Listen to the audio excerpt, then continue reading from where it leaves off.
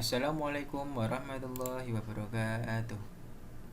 Perkenalkan, nama saya Hoirul Ulmam dari kelas SI Paralel dengan NIM 2018-53027. Di sini saya akan menjelaskan tentang fungsi audit sistem informasi. Ya, sebelumnya kita perlu ketahui apa itu audit. Audit adalah suatu proses sistematik yang bertujuan untuk memperoleh, mengevaluasi bukti yang nantinya akan dikomunikasikan hasilnya kepada yang berkepentingan seperti manajer dan atau lain sebagainya. Di dalam audit itu ada dua pihak yang bersangkutan atau yang terlibat. Yang pertama itu auditor. Siapa itu auditor? Auditor adalah pemeriksa atau orang yang mengaudit. Nah, auditor itu dibagi dua, yaitu auditor internal dan eksternal. Kalau internal itu dari organisasi atau dari perusahaan itu sendiri, bisa jadi dari tim-tim dari perusahaan tersebut atau yang bersangkutan lah dalam perusahaan tersebut. Atau kalau dari luar perusahaan atau eksternal itu biasanya kayak dari pemerintah atau dari badan yang di luar dari perusahaan tersebut. Pihak yang kedua adalah yang dinamakan adalah auditor. Siapa itu auditor? Adalah pihak yang diperiksa atau orang yang diaudit. Nah,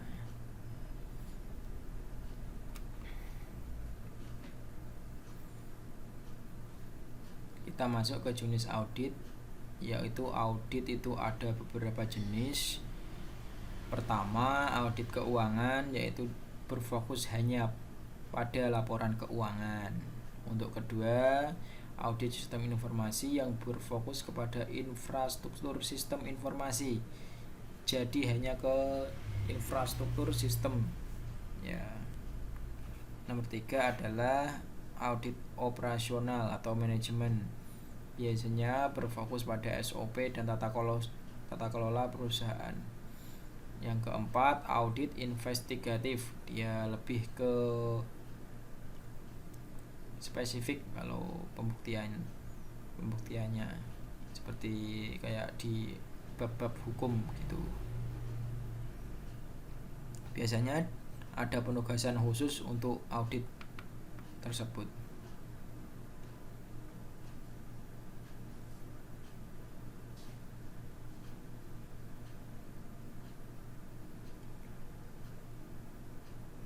Apa perbedaan audit sistem informasi dengan audit keuangan?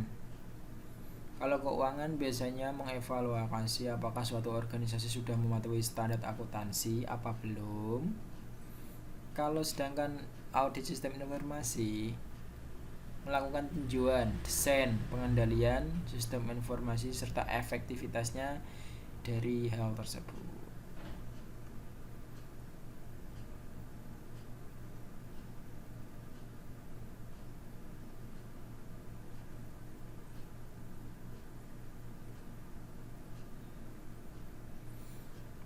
Hubungan auditor dengan auditor.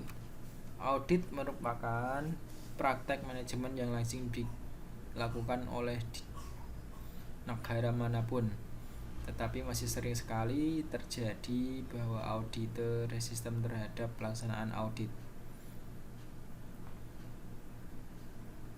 Auditor pada awalnya cenderung bereaksi negatif terhadap auditor.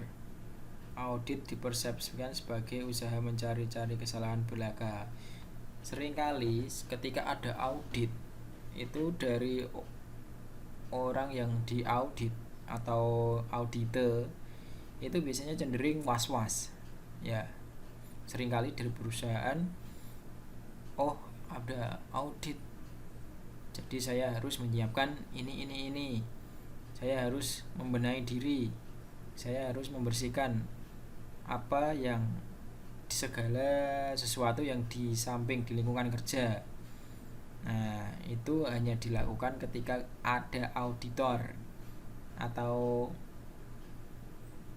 kalau cuma ada audit saja.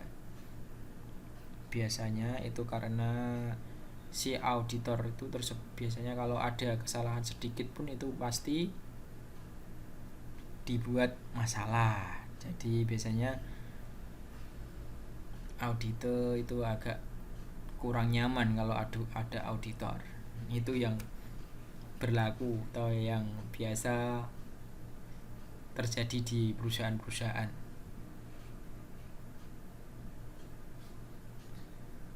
Maka hal ini dapat diatasi dengan meningkatkan komunikasi antara dua belah pihak. Auditor harus memahami standar atau aturan kerja yang melandasi pekerjaan auditor. Auditor juga harus memahami standar operasional dan aturan auditor. Jadi ketika melakukan audit, auditor itu nggak boleh mengganggu auditor dalam hal pekerjaan, dalam hal kenyamanan, harus saling menjaga agar terlaksana kinerja yang baik.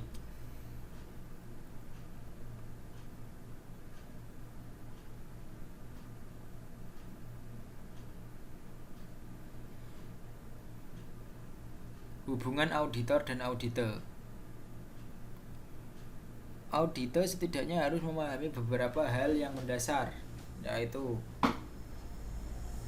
ketika definisi audit, ya, definisi temuan. Biasanya ketika melakukan audit, sang auditor akan menemukan banyak temuan yang biasanya kurang sesuai, kurang pas, atau tidak sesuai dengan uraian atau keterangan yang ada ketika di lapangan itu berbeda. Bisa jadi itu lebih baik, bisa jadi itu buruk gitu. Atribut temuan, fungsi audit, jenis bukti, proses audit, jenis temuan. Nah, ini yang jenis temuan ini biasanya macam-macam. Bisa jadi temuannya itu jelek atau lebih baik. Ya.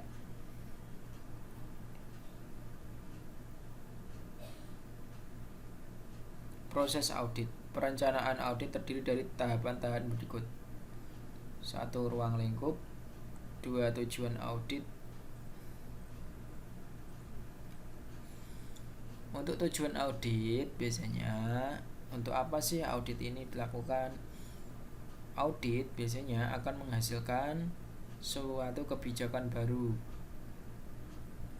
yang akan berdampak kepada efektivitas di dalam perusahaan tersebut. Akan biasanya kalau di perusahaan itu akan seperti ada audit karyawan. Biasanya dalam dua orang yang diaudit itu biasanya apakah ini bisa untuk dilakukan satu orang. Ketika bisa, maka akan ada pengurangan karyawan. Itu akan lebih efisien, akan menghemat biaya untuk penggajian karyawan. Dan yang karyawan yang satu lagi biasanya dipindah bagian atau ditaruhi yang lain lah untuk pekerjaan yang lain. Biasanya akan lebih efisien. Begitupun juga ketika ada kendala, apakah dalam melakukan pekerjaan ini akan lebih mudah ketika melakukannya dengan cara yang berbeda seperti cara yang ditentukan tim audit. Itu bisa jadi akan dilaksanakan kebijakan tersebut. Maka audit biasanya itu beberapa hari, bisa nggak cuma 1 hari langsung selesai, itu nggak. Bisa jadi itu sampai 1 minggu atau lebih.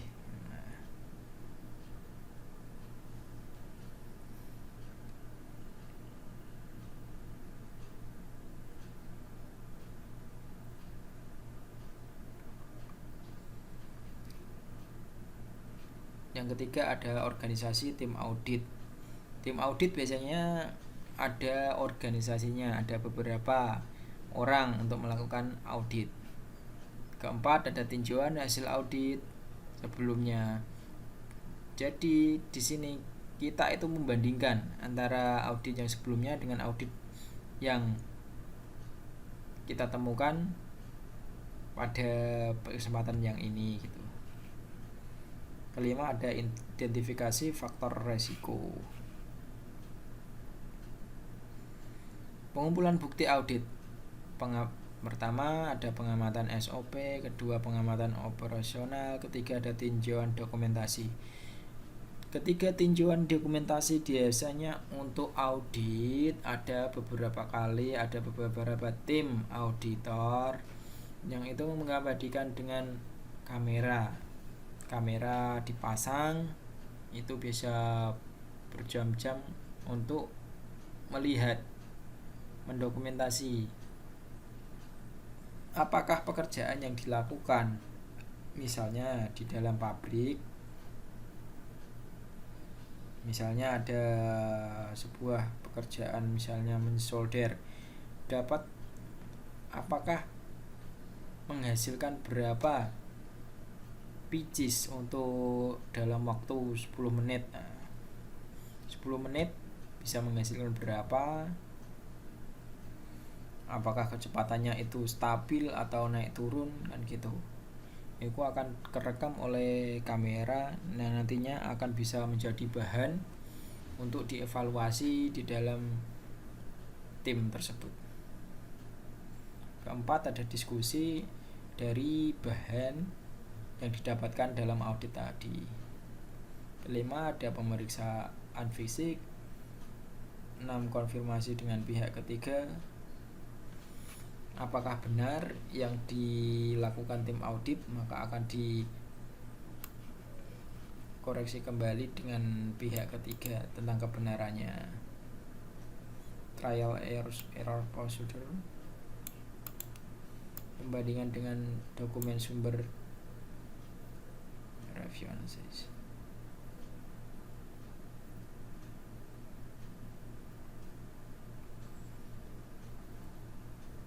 Maka kita akan melakukan evaluasi bukti audit. Terdiri dari tahapan-tahapan berikut. Pertama, yaitu menilai kualitas pengendalian internal. Kedua, menilai kehandalan informasi. Ketiga, menilai kualitas kerja operasional. Apakah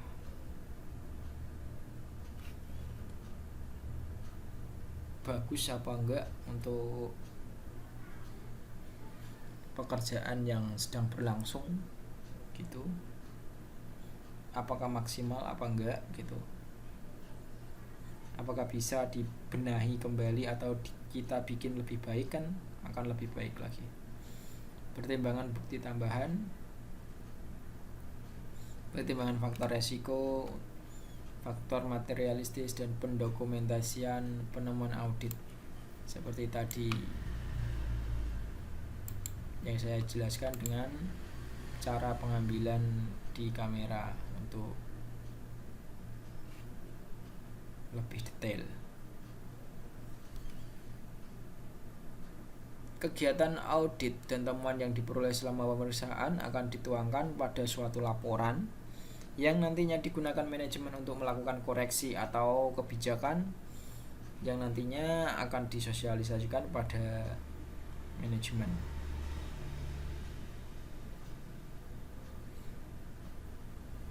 atau manajer suatu bagian tersebut.